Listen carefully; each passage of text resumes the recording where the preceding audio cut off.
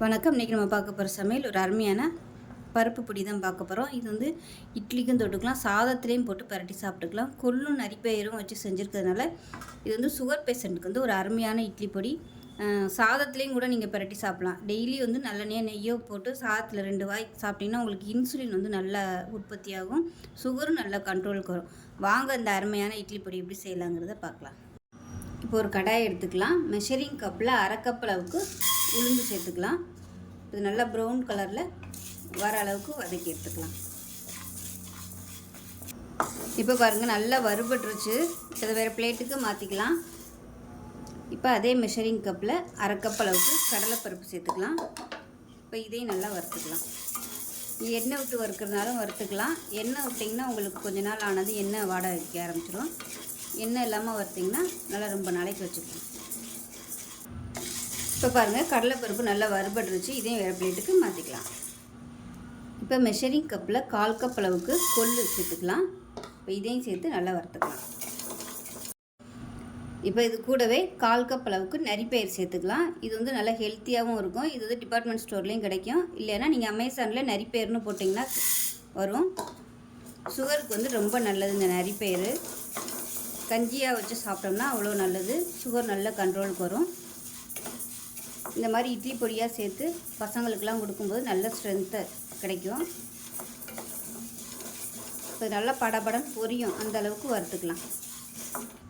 இப்போ பாருங்கள், நல்லா சிவந்து வந்துருச்சு. அதே சமயம் வெடிக்க ஆரம்பிச்சிருச்சு. இந்த ஸ்டேஜ் வரைக்கும் வறுக்கணும், மீடியமான ஃப்ளேமில். இப்போ இதை வேறு பிளேட்டுக்கு மாற்றிக்கலாம். இப்போ அதே கடாயில் ஒரு 2 டீஸ்பூன் வர கொத்தமல்லி சேர்த்துக்கலாம். 1 டீஸ்பூன் சீரகம் சேர்த்துக்கலாம். 1/4 டீஸ்பூன் மிளகு சேர்த்துக்கலாம். இது எல்லாத்தையுமே வறுத்துக்கலாம். தனியா, மிளகு, சீரகம் சேர்க்குறதுனால சாதத்தில் போட்டு பரட்டி சாப்பிட்றதுக்கும் நல்லாயிருக்கும். சுகர் கண்ட்ரோல் பண்ணணும்னு நினைக்கிறவங்க இதை வந்து ஒரு 2 ஸ்பூன் சாதத்தில் போட்டு நெய்யோ நல்லெண்ணெயோ ஊற்றி சாப்பிட்டிங்கன்னா உங்களுக்கு நல்ல இன்சுலின் வந்து நல்ல இன்க்ரீஸ் ஆகும்.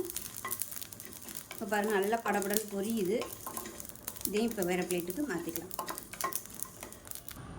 இப்போ 1 டீஸ்பூன் எண்ணெய் விட்டுக்கலாம். 25 வரமிளகாய் சேர்த்துக்கலாம். உங்கள் காரத்துக்கு ஏற்ற மாதிரி சேர்த்துக்கோங்க. அதே மாதிரி நல்ல 1/2 கைப்பிடி அளவுக்கு கருவேப்பிலை சேர்த்துக்கலாம். இப்போ இதையும் நல்லா வறுத்துக்கலாம். இப்போ இதெல்லாமே நல்லா வறுபட்டுருச்சு. இதையும் வேறு பிளேட்டுக்கு மாற்றிக்கலாம். 2 டீஸ்பூன் எண்ணெய் விட்டுக்கலாம். இந்த சைஸுக்கு பெருங்காயத்தை பொரிச்சு எடுத்துக்கலாம். இவ்வளவும் சேர்க்க வேணால், இதில் பாதி சேர்த்தா போதும். இப்போ இது நல்லா பொரியட்டும். இது கட்டியாக இருக்கிறதுனால பொடி பண்ண முடியலை, அதனால் எண்ணெயில் போட்டு பொரிய விட்டுட்டு வேணுங்கிறத நம்ம சேர்த்துக்கலாம். இப்போ பாருங்கள், நல்லா பொரிஞ்சிருச்சு. நம்ம எடுத்ததில் பாதி வந்து சேர்த்துக்கலாம். இந்த அளவுக்கு சேர்த்திங்கன்னா போதும். இப்போ இதை ஆறுனதுக்கப்புறமா அரைச்சிட்டு பார்க்கலாம். இப்போ பாருங்கள், நல்லா அரைச்சாச்சு. உங்களுக்கு எப்படி தேவையோ நீங்கள் அதுக்கு தகுந்த மாதிரி அரைச்சிக்கோங்க. சில பேர் வந்து நெருன்னு அரைப்பாங்க, சில பேர் கொஞ்சம் நைஸாக அரைப்பாங்க. ஸோ உங்களோட விருப்பத்துக்கு தகுந்த மாதிரி அரைச்சிக்கோங்க. நல்லா கம்மன்னு சூப்பராக இருக்கும். சாதத்தில் போட்டு நெய்யோ நல்லெண்ணெய்யோ ஊற்றி இதை சாப்பிட்டு பாருங்கள், அவ்வளோ அருமையாக இருக்கும்.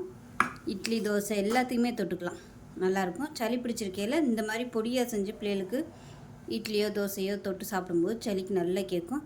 ஸோ இந்த வீடியோ பிடிச்சிச்சின்னா லைக் பண்ணுங்கள், கமெண்ட் பண்ணுங்கள், சேனலை சப்ஸ்கிரைப் பண்ணுங்கள், பக்கத்தில் பெல் பட்டனையும் ப்ரெஸ் பண்ணுங்கள். நன்றி.